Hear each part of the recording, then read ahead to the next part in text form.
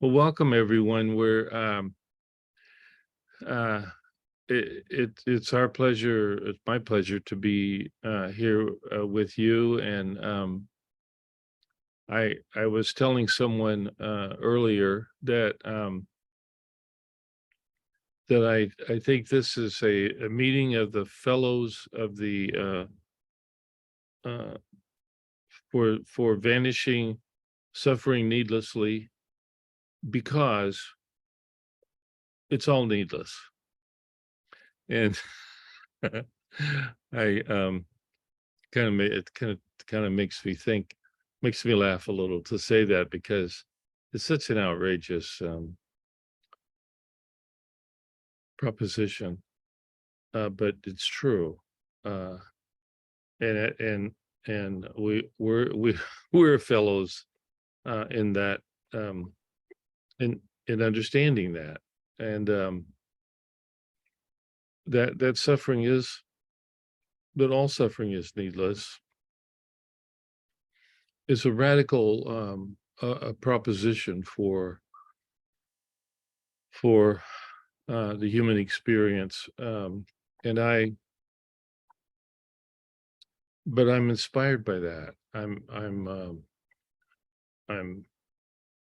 I'm shocked by that assertion. I'm inspired by that assertion.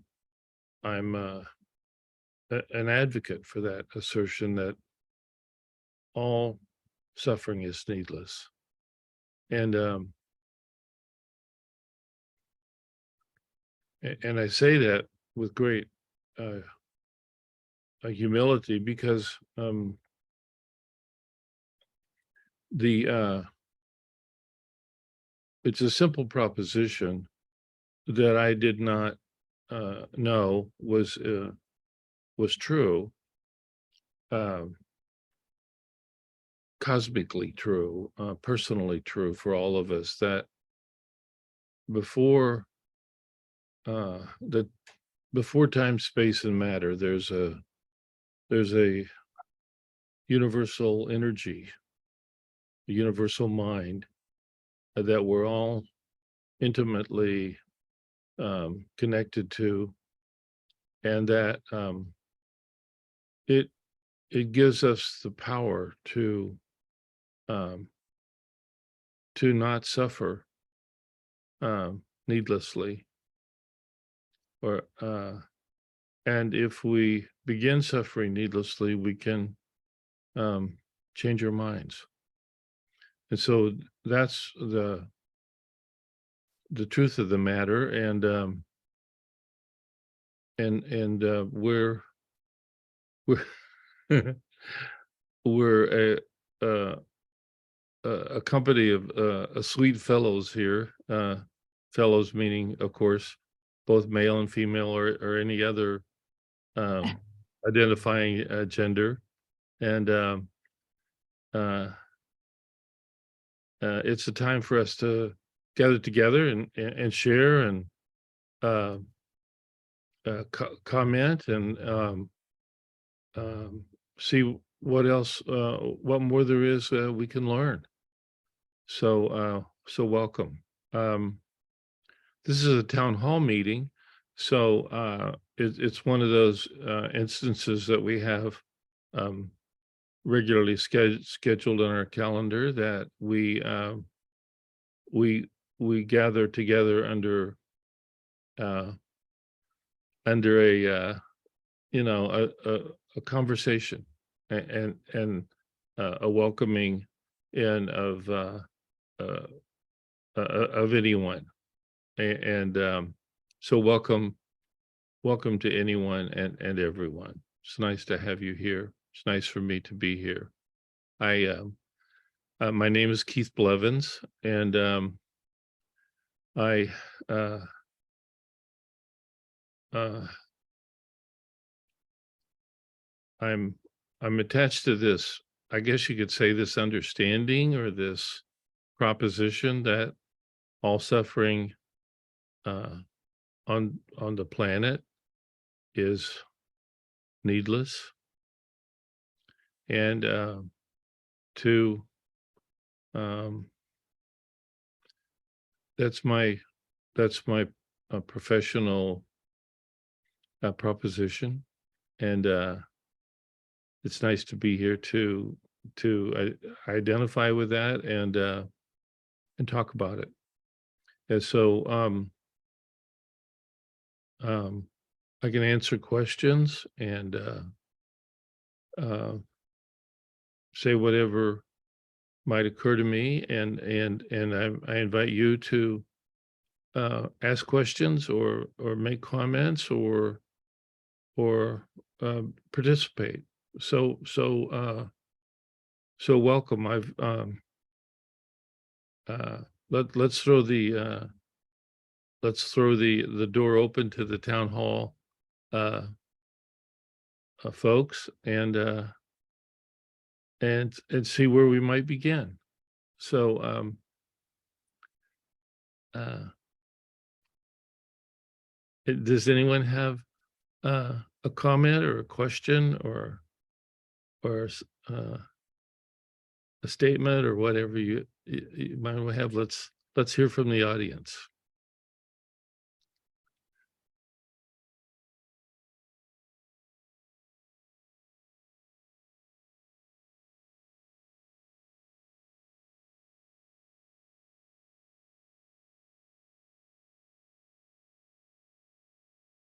I think Gil's raising his hand.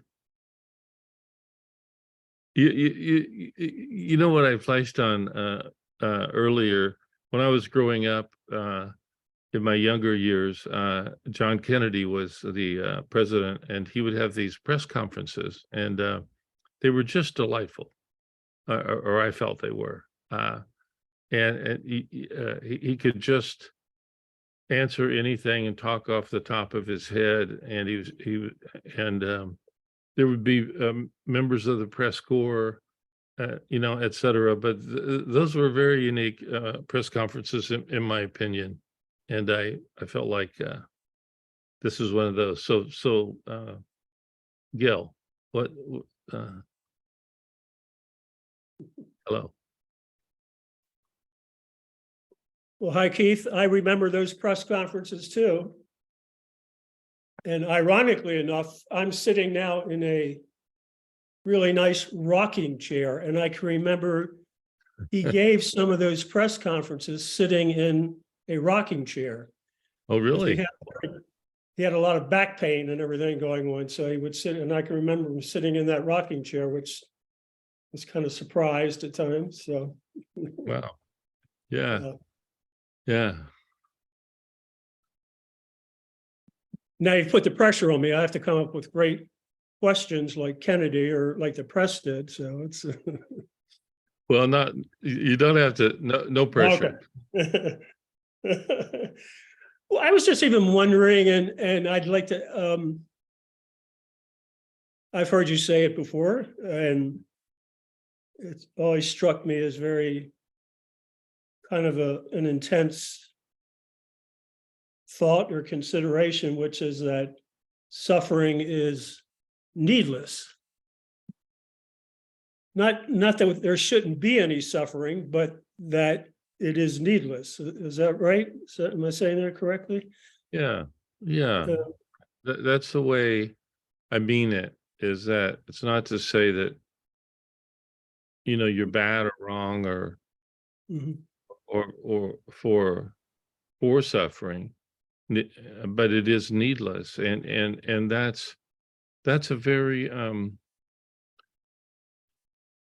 a hopeful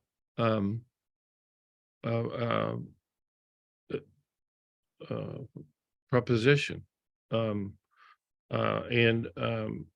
it makes my spirit soar, and I hope it does yours too. Yeah. And I think that it gives us something that is not really very well known to the world, but is nevertheless something I want to share, and something I want to stand on, something I want to more than believe in, I want to know, you know. And when I think that becomes known to me or to you, you really have discovered the way your mind works. And that's for everybody. That's the truth for everybody. Just in those few words, I mean, it's a profound idea. I mean, it's just, when I Yeah. go into it a little bit more, it's just like, it's huge, Yeah. very Yeah. large. Yeah. And it also makes me wonder, well, if it's needless, and I think for me, I oftentimes know I need to suffer. You know, and in this instance, I need to suffer. Look at all this stuff that's happening to me and everything. So I can't just sit by idly. I need to suffer with that, you know. So Well, I think that's a common, I mean, it's clearly a common um experience, but knowing that it's needless, it's not that you're suffering, it's that it's needless. And that's um that creates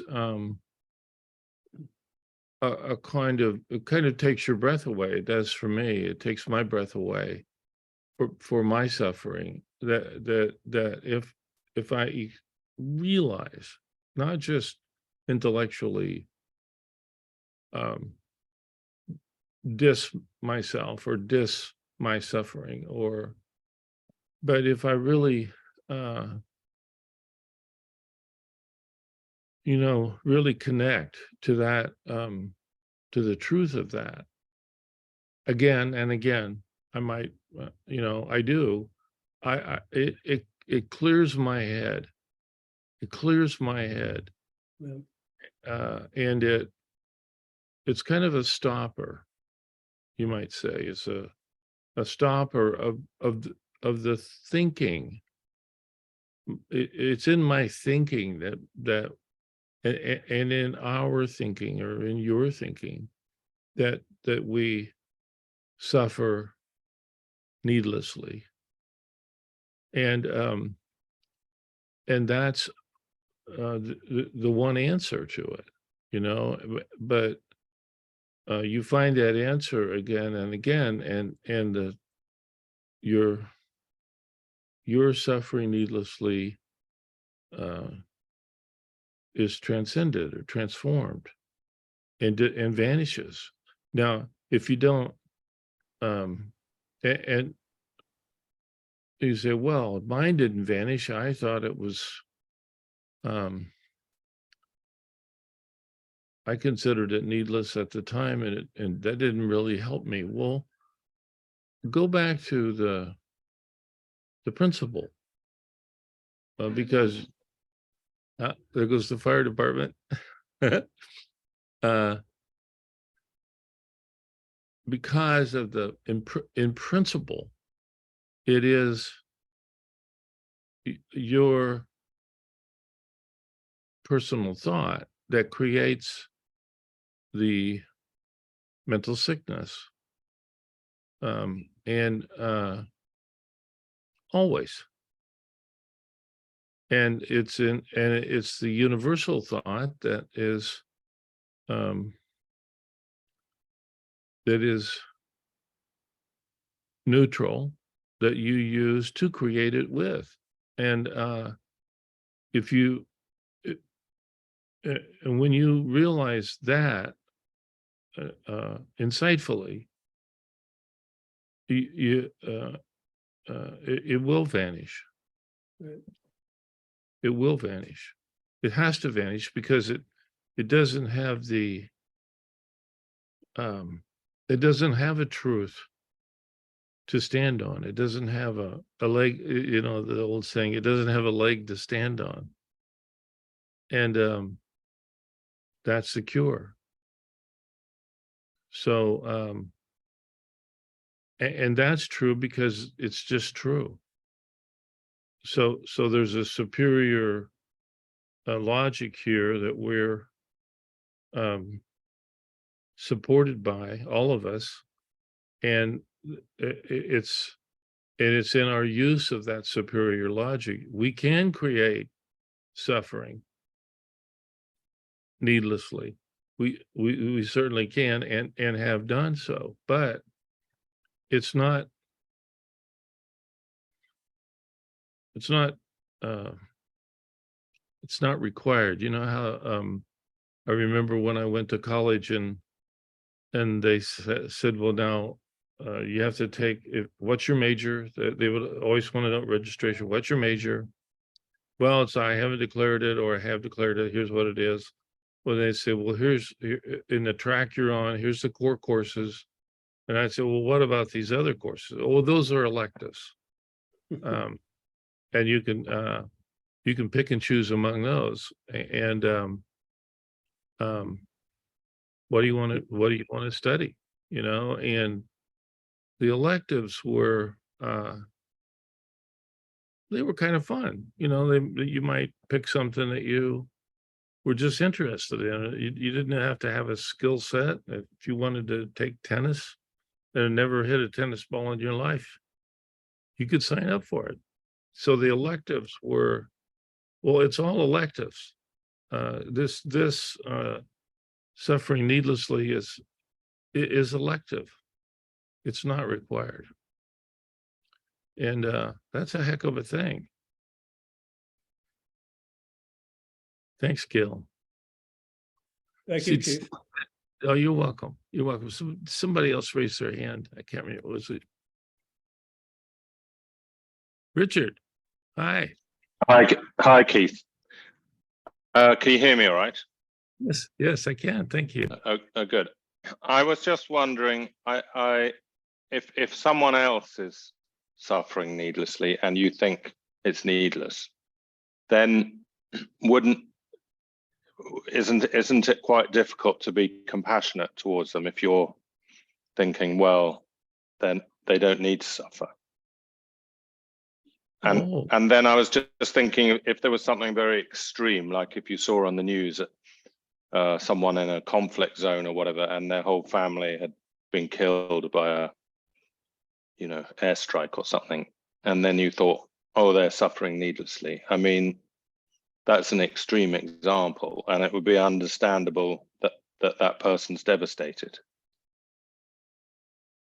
Well, you see,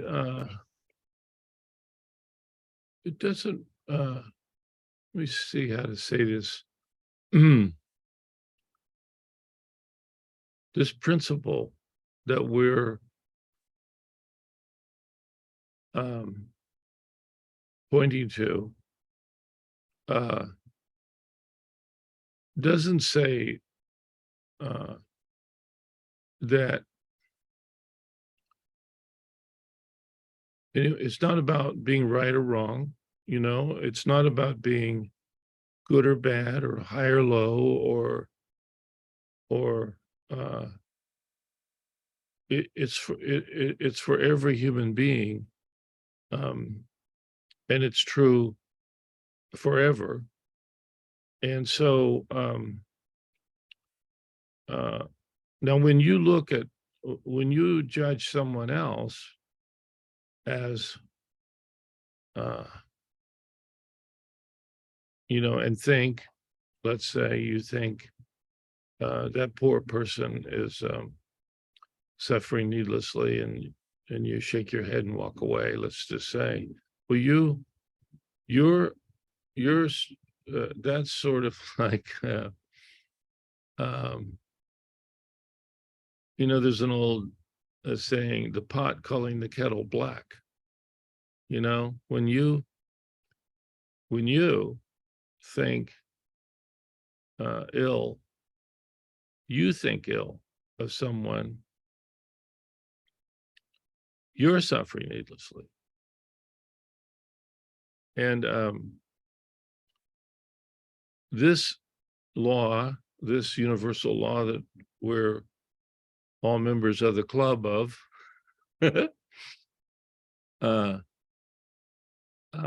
sheds light on us as thinkers about that. So you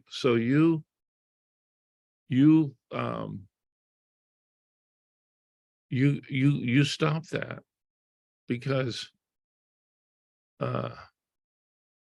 that's a violation, you might say, or you're not practicing what you're preaching.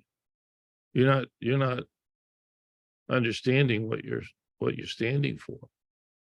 And so the humility comes in, and the forgiveness comes in, and the compassion comes in, and the you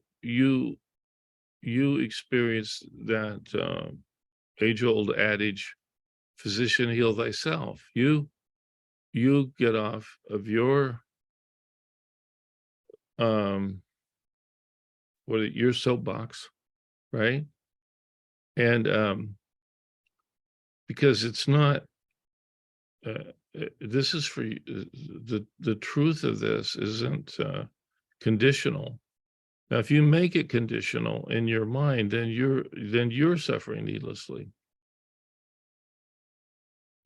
And you're part of the, and then you act like you're not.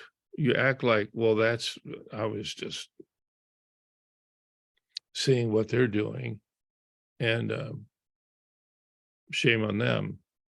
And you hold your nose up in the air. Well, that's arrogance. It's the worst of things. You can't do that and get away with it with this principle, because it exposes you're a charlatan, and you'll be humbled, which you need to be, so that you aren't so full of yourself. So the thing about this principle and this club that we belong to here is it helps us with egotism, because ego is the great illusion of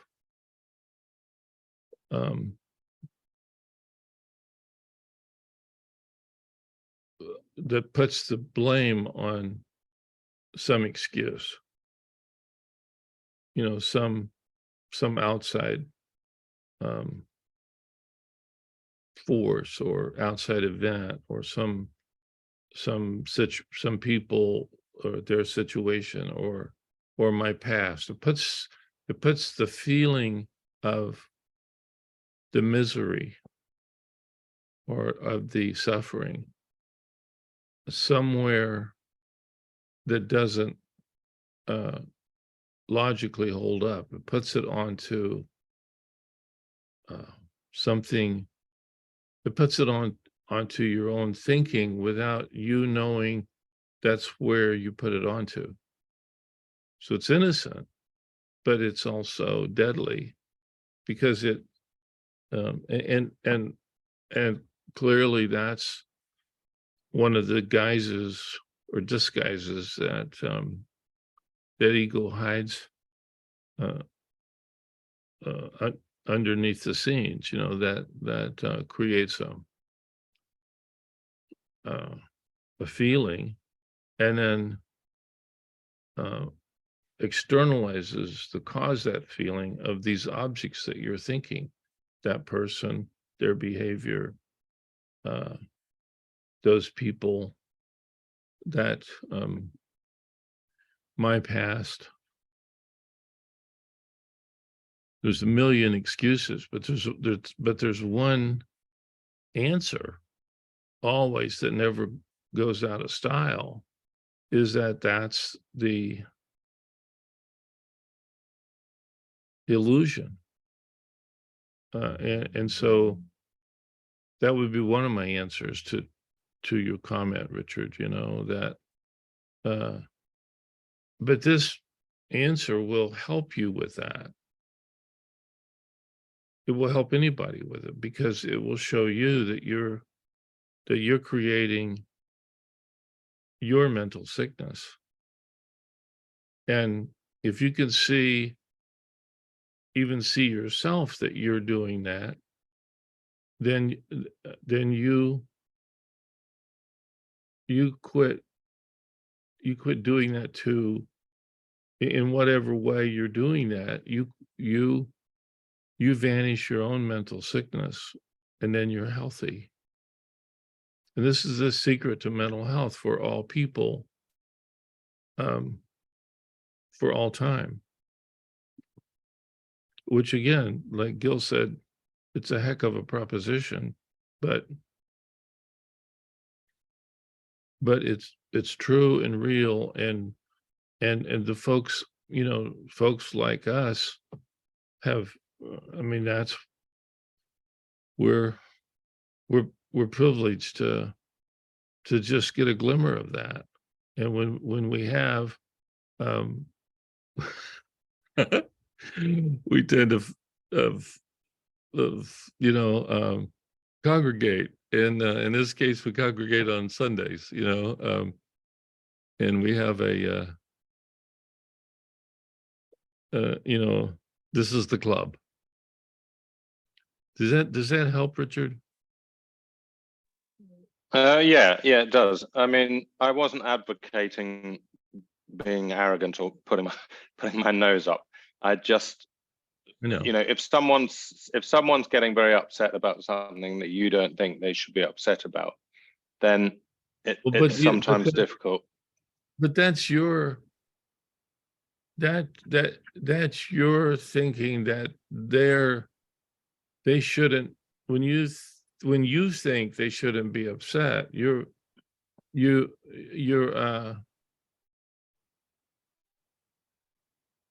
yeah, but if you think they're suffering needlessly, then you're, by definition, you don't think they should suffer. Well, no, I'm not saying they shouldn't suffer. It's their perfect right to suffer. So the principles don't tell you that you shouldn't suffer. They tell you that suffering is needless. And so, that being true, that's a neutral stance. When you put a should on there and a judgment on there, then you're not really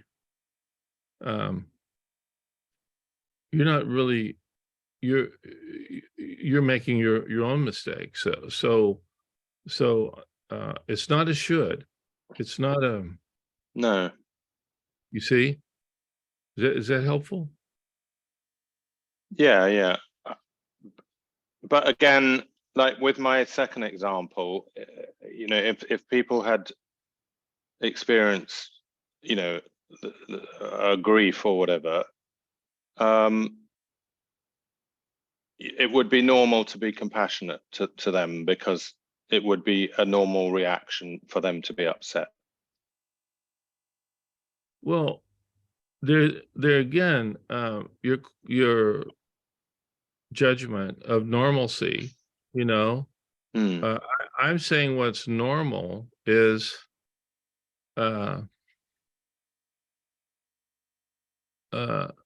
not suffering. You see? And so if you and the reason I say that, because if the suffering is downstream of the fact of no suffering. The suffering is a neutral, suffering. So suffering needlessly is downstream of truth. And if you look upstream, if you look to the fact of that, you have to think suffering to feel it. Let's put it that way. Again, no blame, just fact, just understanding. Then it softens the blow of it for you. And then you can be a a force of good in your life for people without undue stress and misery brought to you. And that's the privilege of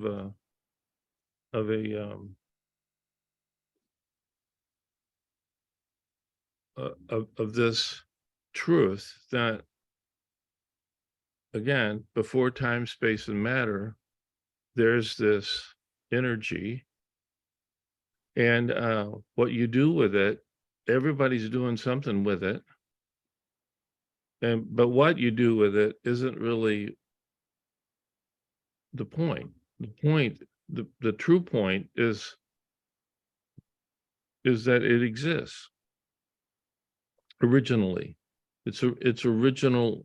There's an original neutrality about mental life that everyone is directly connected to, whether they know it or not. And that can't be it can't be overstated, and it can't be sabotaged, or it can't be taken away from you. It's everyone's perfect mental health.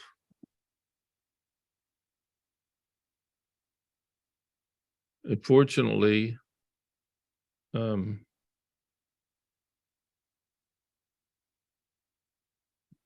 that really exists.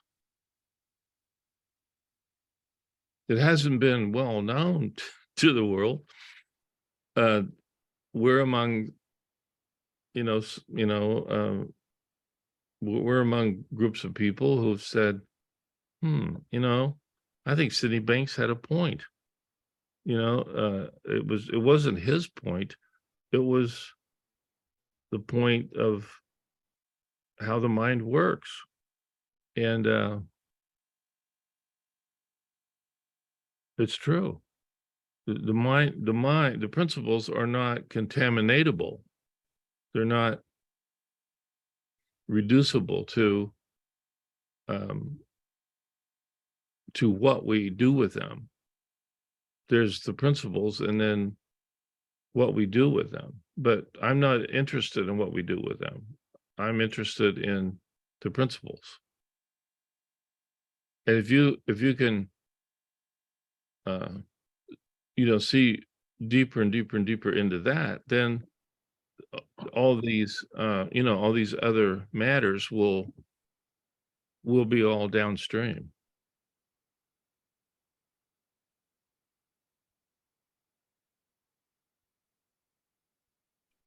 Thanks, Richard.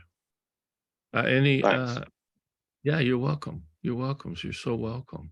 Rosella, I see your little finger going up there. Hi. I Hi. wonder, the phrase that you hear is about, for instance, pain. Pain is inevitable and suffering is optional. I'm wondering if you could talk a little bit about somebody who's in a lot of physical pain and how that goes with needless suffering. Well, you can see that. I've seen that. I've seen that in myself. I've seen you're nodding your head. You've seen it too, haven't you? There are people that have pain, but they don't suffer needlessly, and so there's a separation there, and that's what we're talking about, that there's no conditions or circumstances or physicalities. This is not about physicality. This is about the mind. It's not about the body. it's not about politics, and it's not about personalities or the past. It's about principles that are neutral, and so you'll see it. We've all seen it.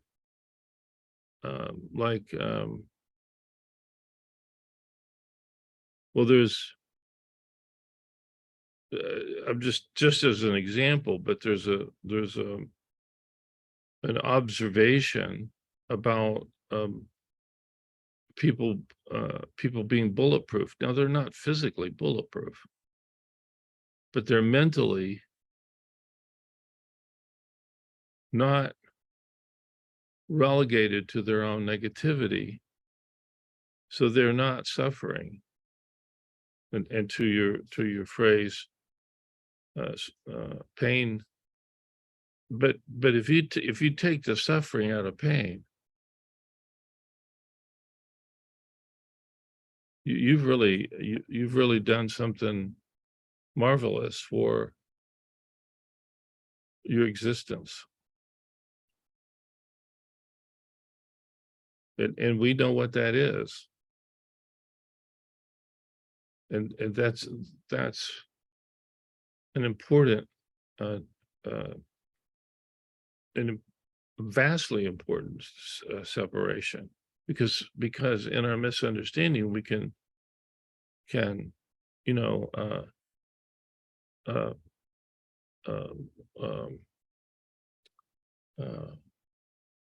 mesh them together. And if you can pull them apart and see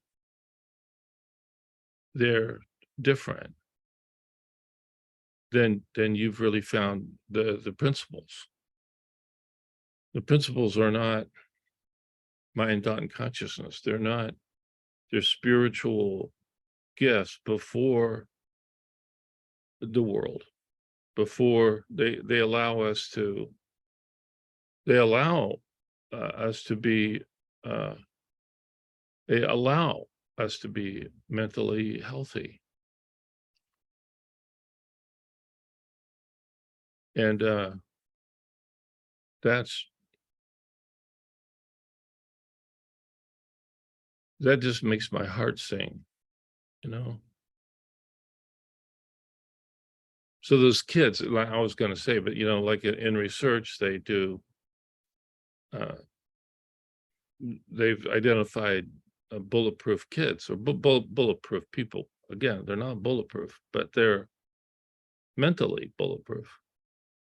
And I'm not singing their praises as if they're special, but they're just you might say they're unwoundable by the what of their even their own thinking or the thinking of others.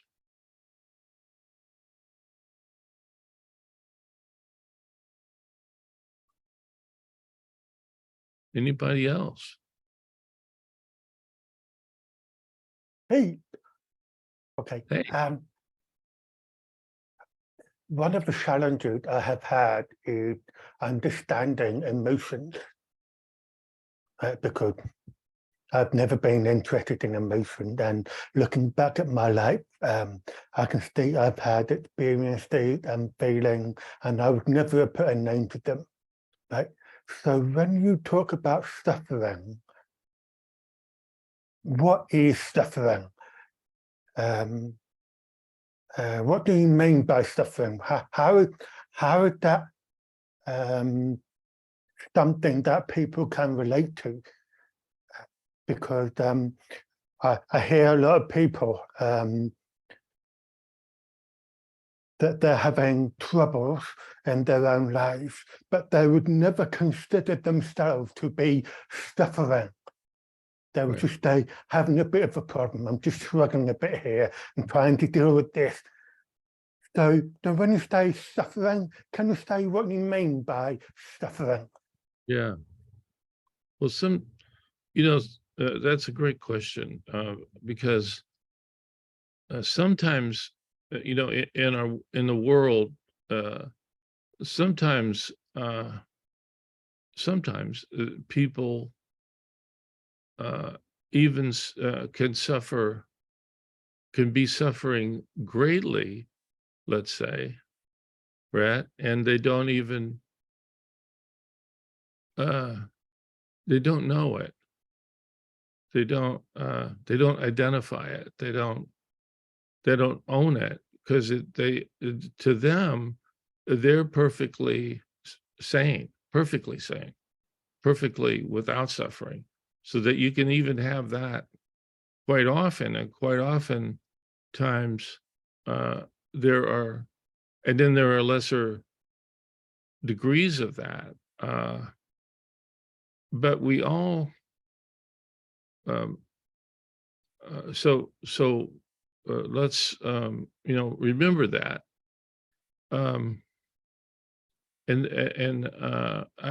remember, uh, something you said there, that um,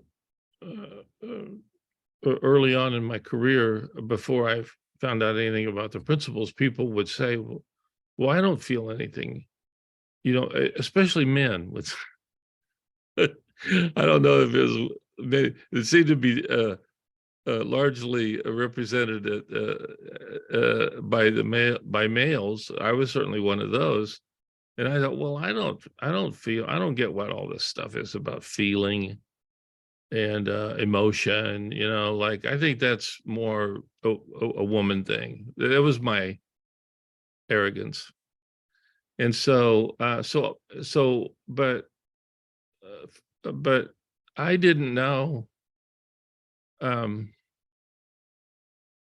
that again, this is just for me, but when I started to just get a feeling for a comprehension of my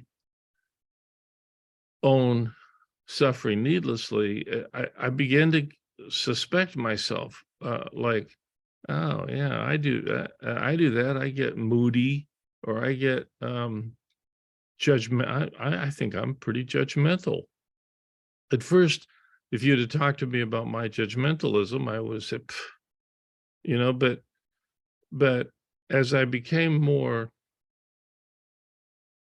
conscious of where I was suffering, um, I it helped me, because I kind of came up a little from another rung in the ladder of, like, oh, well, maybe that's what they're talking about. And yeah, that happens to me too. Uh, I didn't um, relate to it at first, for many years. But when I started to relate to it, I started to realize, yeah, me too. Or I would think, there, but for the grace of God go I. Like, I might not know the pain, and the suffering that someone was going through, but I could see it. I could see that it was happening to them, and it touched my heart.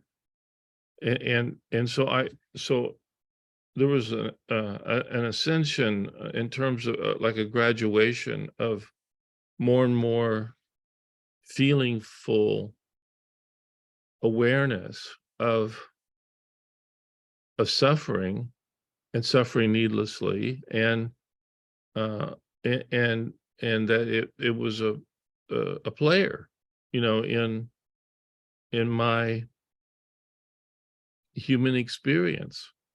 And then, so let's quantify and identify and accept that at some levels, people can be um, suffering needlessly, and might even perpetrate upon others suffering, and not themselves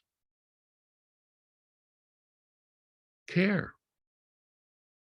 And some there are folks like that. Bless their hearts, but there are folks like that. Now, as they get more awake, then they become more awake to this dimension that we're talking about here. They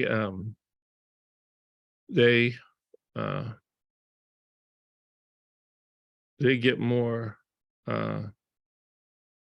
sensitive to it, or more, they start to see it more, and then they factor it in, and so their suffering needlessly that they were experiencing, and or perpetrating upon others, starts to be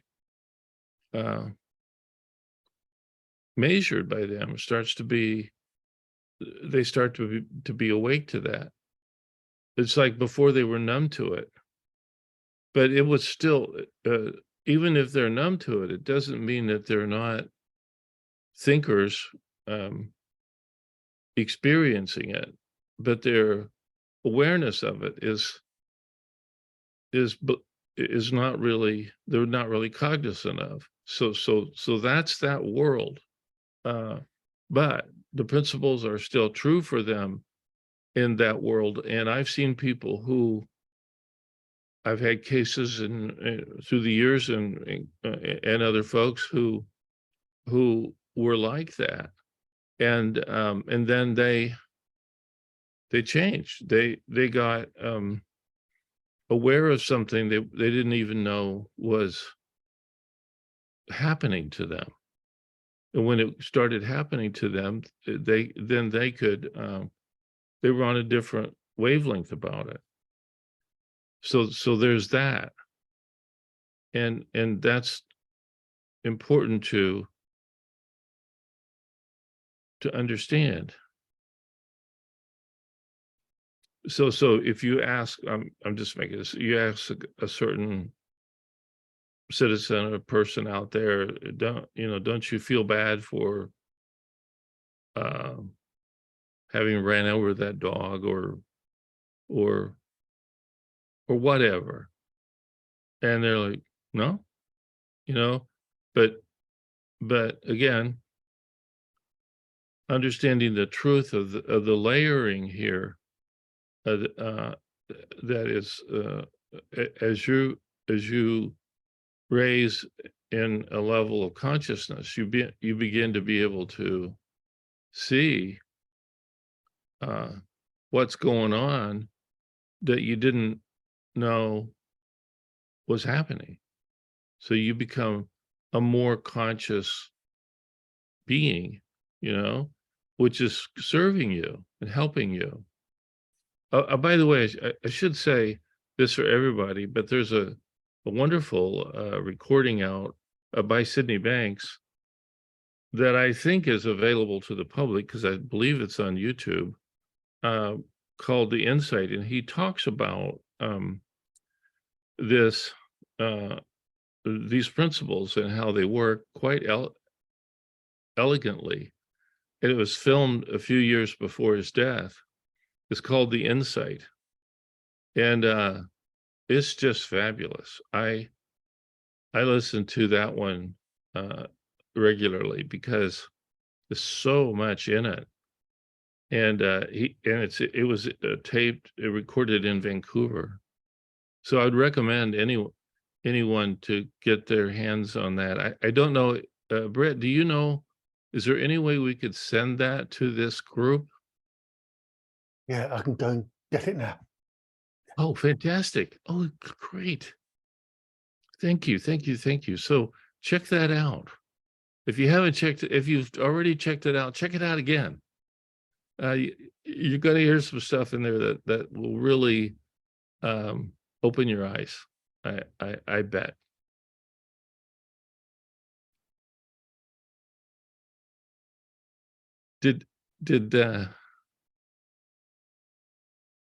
Well, let's open the floor up again. Keith? Yeah. Hi, it's Barbara Friedman. I'm not on video at the I just can't be on video, but can you hear me okay? Absolutely. Hello. Okay, hi, it's good to see you. So good to see you too. Well, so good to hear your voice. Keith, I was interested in where Richard was going. I don't know actually, Richard, if you were going in this direction, but this is what I heard. Uh-huh. That we've been focusing on the person who is needlessly suffering, so to speak. That phrase is getting a little, I don't know, it's starting to lose its meaning. You know, when we say it too often, you say a word too often, it starts to lose its meaning. But anyway, so we've been talking about that end of the conversation. I was and am curious about the response or the listening of the listener or the person on the other side of the relationship, and the experience of or lack of compassion for someone who's suffering. And I may be making too much of a generalized statement here, so you'll correct me, that it seems sometimes that there is a worry among people who are learning the principles or teaching the principles that expressing compassion is kind of, quote, colluding, or it's not the right word, but it's affirming the misunderstanding of the suffering. Like if we're compassionate, we are we're giving credibility to the suffering, which is, I mean, it's not okay to not be compassionate. So I think you were sort of touching on that before, but some people do seem to kind of go into explaining why that person is suffering, but forget that there's a person who's suffering. Do you know what I mean? It's like, so we don't want to kind of collude with the suffering, but what about the person who's suffering? Yeah. So it's kind of like, I guess the only way you would have to ask a question about if we're connected to our own, if we're aligned with principles, if our experience is aligned when we're listening to the other person, we would sort of naturally be compassionate without sort of falling into the illusion of the misunderstanding of the other person about where their suffering is coming from. But it does seem to me sometimes that there's sort of a lack of compassion because of this understanding that no, we can't, we don't want to acknowledge suffering as something that's a legitimate thing to acknowledge. Do you know what I'm not saying it properly, but do you get a sense of what I'm saying? No, you said it very well. And I think it's a very important point, and quite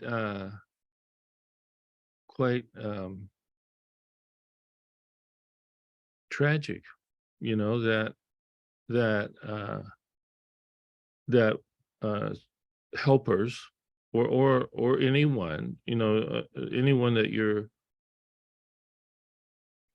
any human being, really, to say it, I'm just going to say it again in another way, Barbara, because it's a wonderful, wonderful, wonderful point.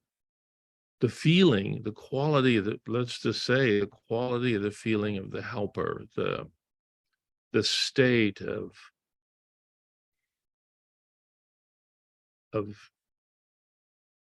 helping, listening, compassion. You could use those words, but they're not just words. They're really deep feeling of respect and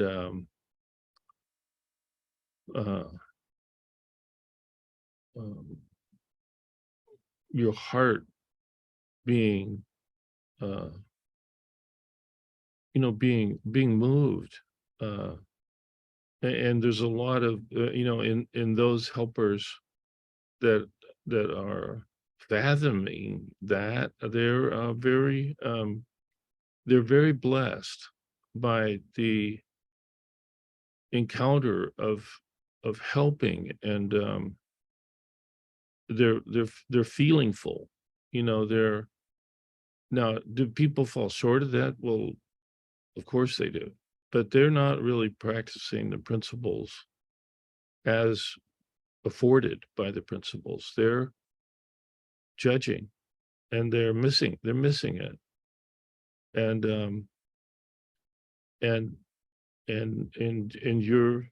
you're making a very good comment about that. I appreciate your comment about that, because that's not helping, and it's not what the principles, it's not the neutrality and the well-being and the love that the principles, or the purity of the principles manifest. And it should be, I appreciate you saying it, because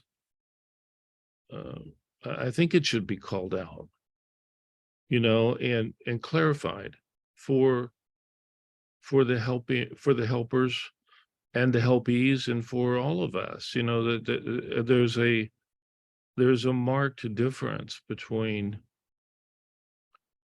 the feeling, the quality, the depth, the love of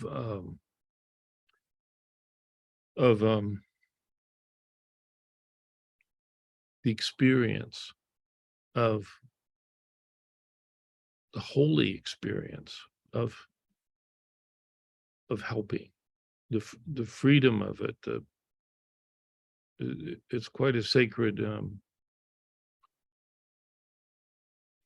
moment, a sacred sacred endeavor. And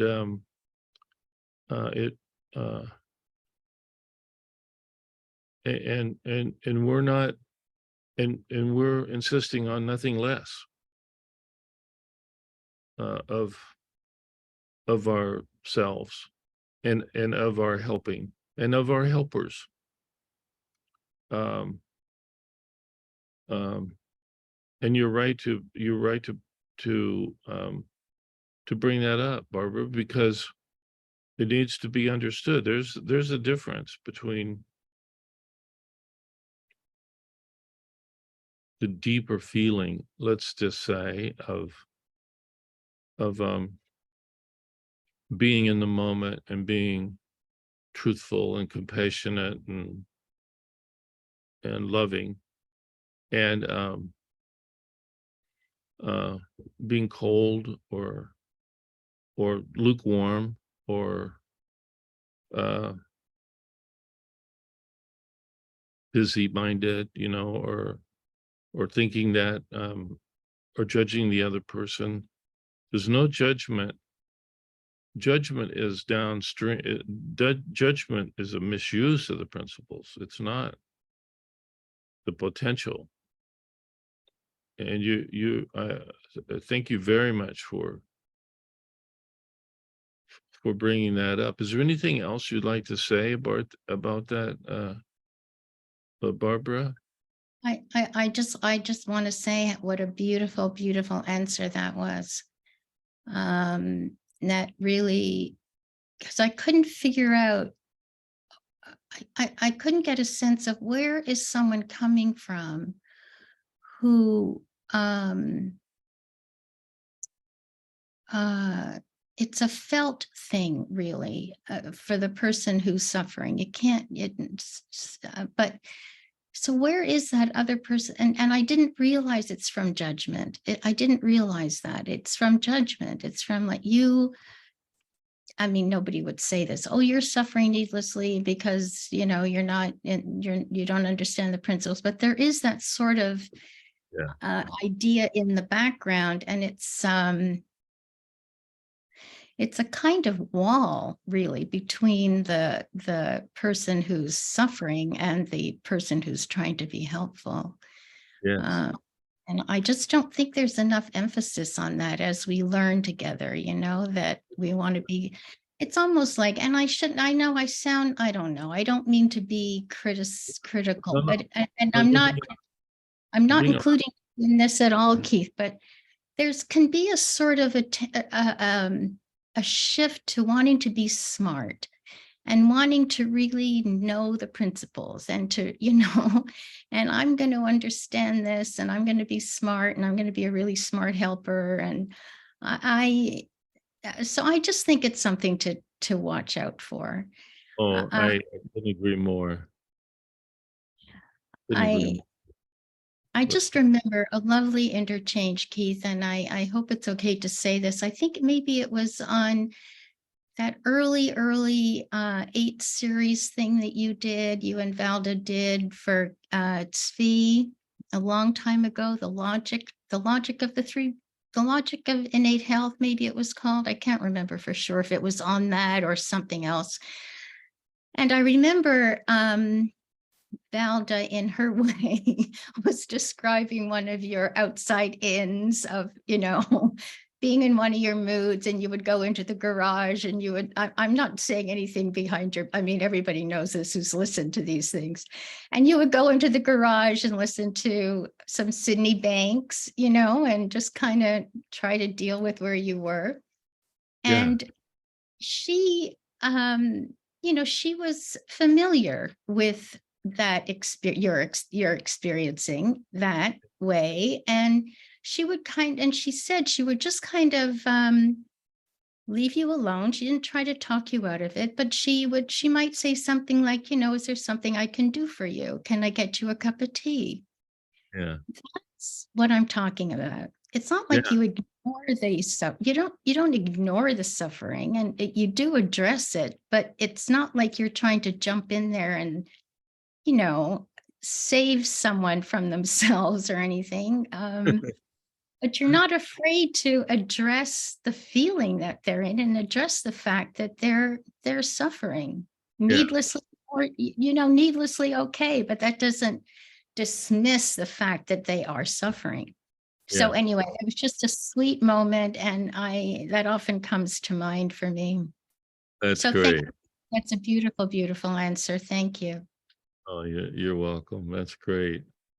Yeah, it reminds me of Valda, like many of you know, but Valda had a stroke and she's in a nursing home, but she's she's still that way, and even deeper, you know, and I've learned um but and I will say even still, it's still the same thing, you know, that we miss people and the thing that Sid would say, one of his commonest things he would say is, you missed it, Mm-hmm, mm-hmm.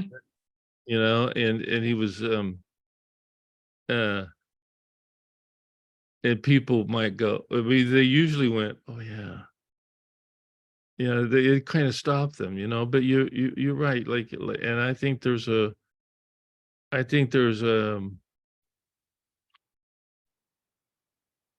you know, a human um helping responsibility in what you said, Barbara.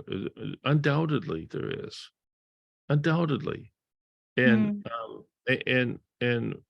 we're all better for it, for for what you're, hopefully we're better for it, for what you said, Barbara. And it's not a complaint, but it's a vision for that we can all uh, uh, go that we can all profit from, and deepen our own feeling for our lives, you know. we could all go deeper and more feelingful, you know, and more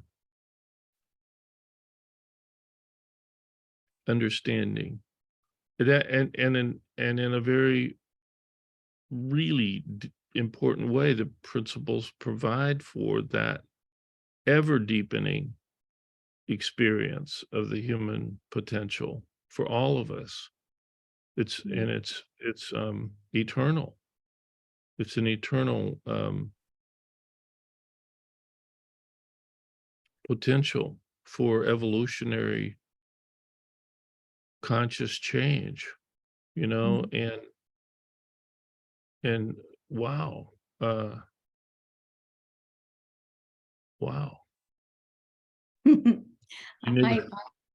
yeah, that's beautiful, Keith. I just didn't want to leave the helper out of the picture in terms of our own growth, our own honesty with ourselves, in terms of where we are when we're sitting with someone. And so that's it. But your answer was beautiful. Thank you.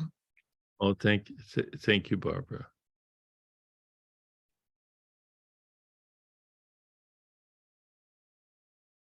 Ah, Hi, Keith. Can I just comment on what you were talking about? Because I really, really enjoyed your response to what Barbara was saying, and I loved how you said that. I was just thinking how, and also Barbara, how you were so you respectful to the truth of the absolute nature of the principles at the same time as wondering how that can sometimes produce an uncompassionate behavior. And I was thinking how what you always say is that the people say to me, why is there no book? And I know your book's coming out, but why is there no book I could recommend them to? And I was recently saying to somebody that there isn't, with the minute you try to capture the principles in words, like you said from Sydney Banks, it's so easy to have missed it, because we're really pointing to something that is insight. It's something beyond the words. It's something that is something in our minds can hold, and our hearts and our souls can hold, but our words don't have the capacity to necessarily hold that truth. And that's why it's so easy to, it's like Valdo always used to say, we're using language because that's the best we have. We're pointing to what we want you to see, but it's a moment of recognition that's internal in a person. And I think that's why it's so easy for the helper to miss it and to go to just miss it, because it's easy to miss it. We're in the world of form, we're in the world of thought, we're in the world of sorry about the noises there. We're in the world of form, and this is formless. So it's really easy to be deluded by the form.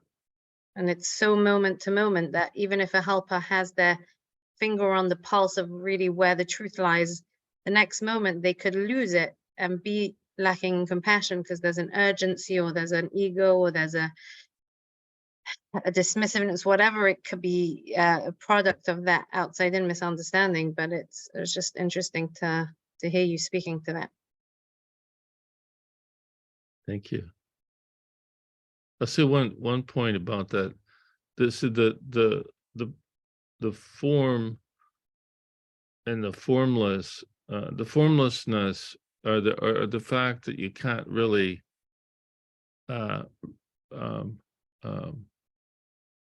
find it intellectually, you know, in words, but it's true.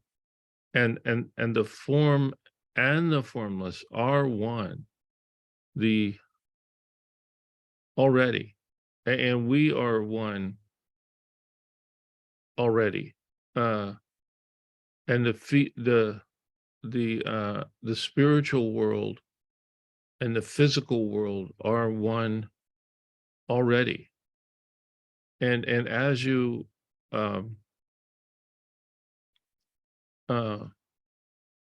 experience that one, no, that one, the feeling of that experience is, it's beautiful. And it changes everything for the human being, which is just remarkable.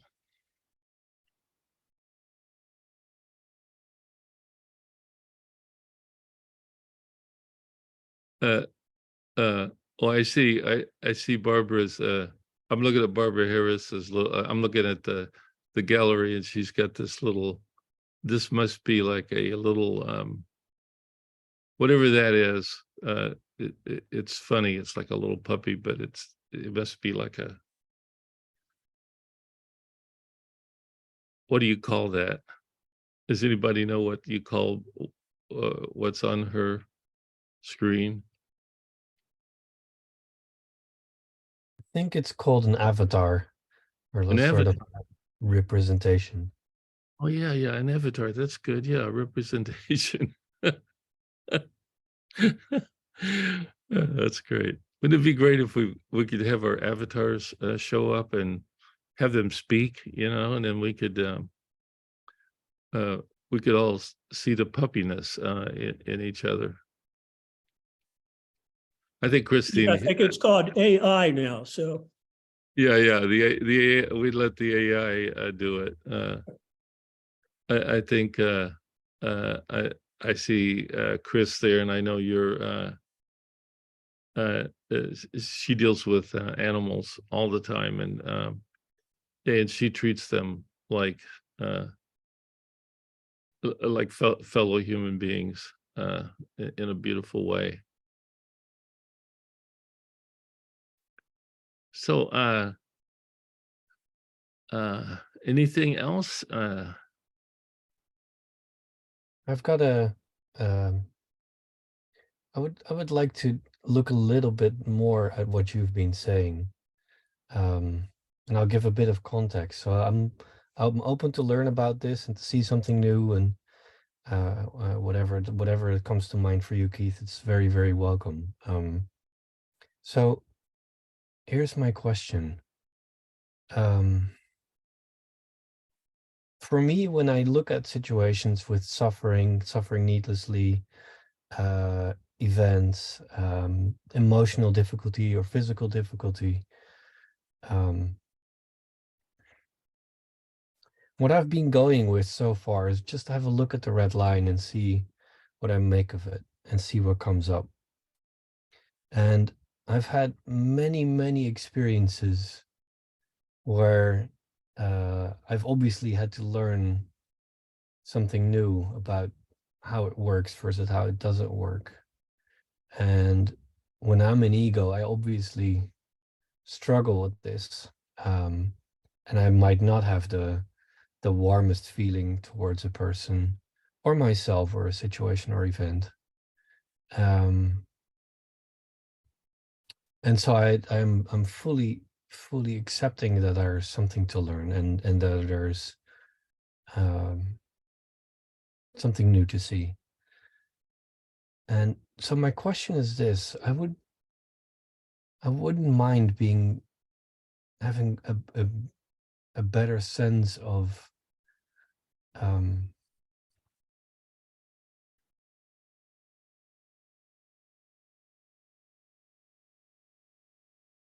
seeing what's true and what's not true. Because if someone is on a trajectory that is from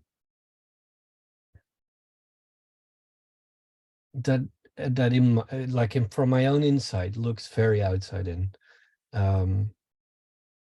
like a situation where, for example, someone else is just going along with the train of thought, bless their hearts, that completely ignores separate realities. And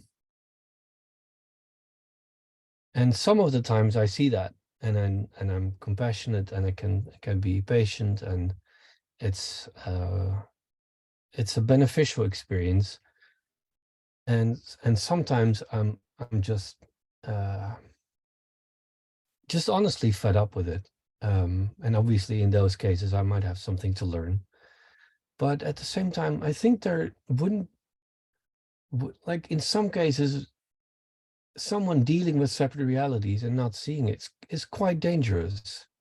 And I don't think that going by the feeling alone is the complete equation. I think it's a valuable one, but I have a sense that I might either I'm missing something or I'm sometimes, I don't know, I just get some confusion. And if you can speak to that, I'd be most grateful. No. Um,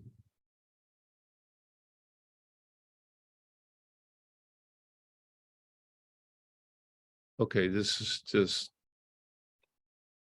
my thought, but if you don't, if you can not concern yourself, or with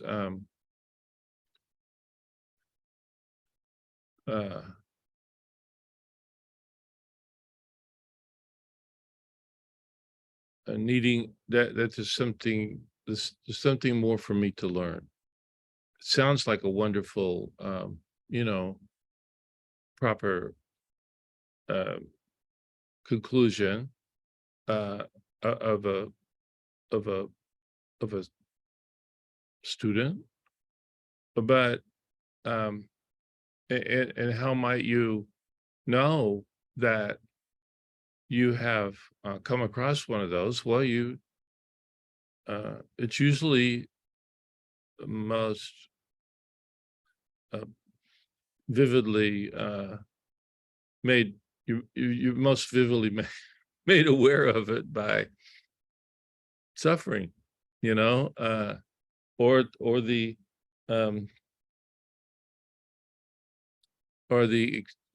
experience that there's something more to see. Well, again, of course, it's not that there's something more to see per se, or something more to learn per se. It's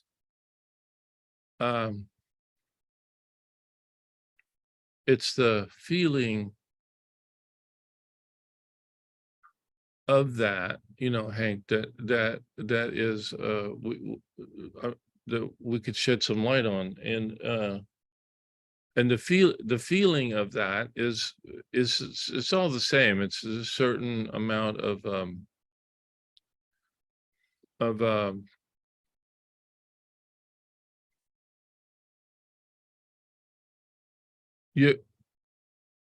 the best thing I can think of to say is and Sid said it in my book. He said, never mind why.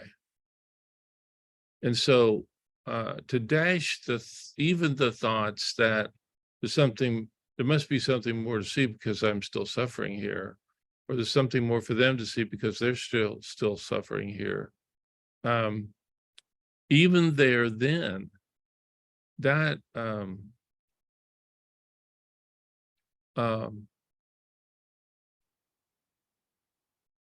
that thought is it is what Sid was pointing to as an outside in experience. And if you, Hank, never mind why inside of you, then there's a beauty and an experience of freedom and mental health that arises in you, such that that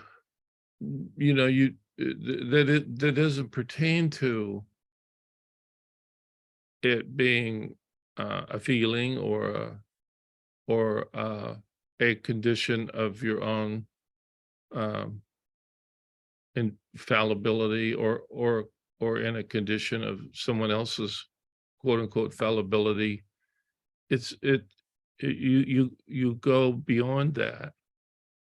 And the feeling of going beyond that is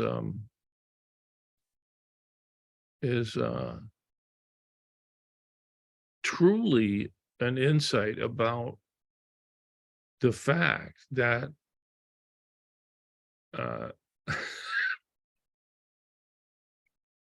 you might say we're stamped at birth, you know, that the maker stamps us as birth, and with the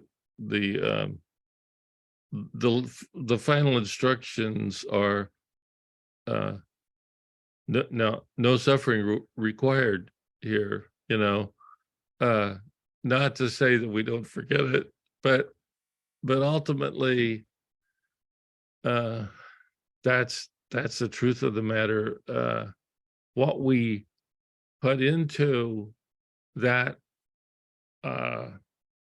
power or that conclusion or that truth is where the suffering comes in. But again, the principles or provide for the freedom of not concerning our minds with something to learn, something I need to learn here because I felt badly here, or I made a mistake there, or there's something to see here for me, or something that they need to see here for them. Those thoughts, those are thoughts in the outside in, or in the personal thinking system that is not really what the principles are about. And that's that red line that you're speaking to. And never mind what feeling might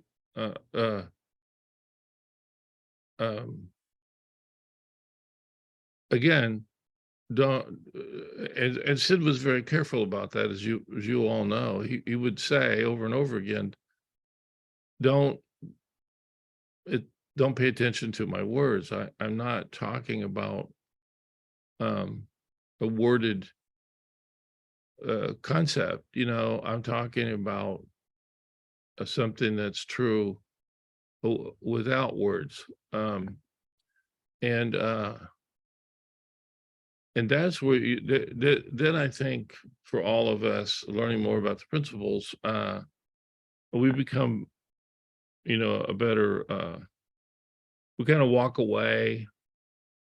We forget about whatever it was that we were thinking that we were thinking, and bang, the world just shows up, you know, without any adulteration of your own by your personal thinking system. It really does can and does go completely asleep. And then, man, the clouds come in, the green comes in of the plants, the uncontaminated beauty of existence without personal thinking is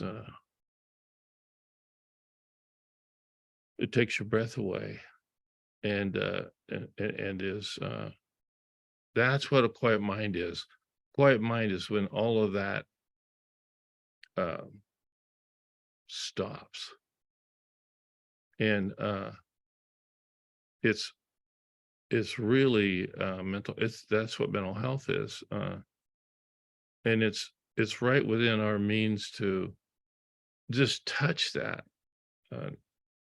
You know, just a little glimpse of that will is what you're looking for. It's what everybody's looking for, and it's all that potential is within us there at all times, but for our thinking otherwise, or think, but for our personal, our thought system. So this is not a in the thought system sort of promise. This is this experience, this town hall, this practice isn't interested in that. We're interested in how the truth of the principle of thought before contamination of any sort. Excuse me. Well,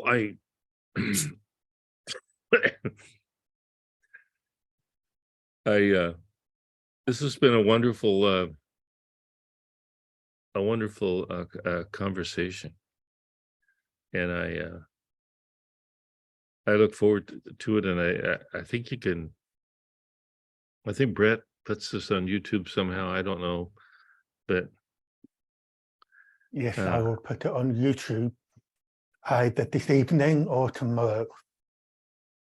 thank you, Brett. Thank you so much, and thank you, everyone. Thank you, town, for sharing with us today, and I look forward to seeing you again down the road. Okay. I love you all. Thank you, Keith. That was great. Thank you. All right. Thank you. Bye-bye. Thank you. Okay, Thank thank you. you, everyone. I'm Bye-bye. closing the meeting now. Take care. Thank you.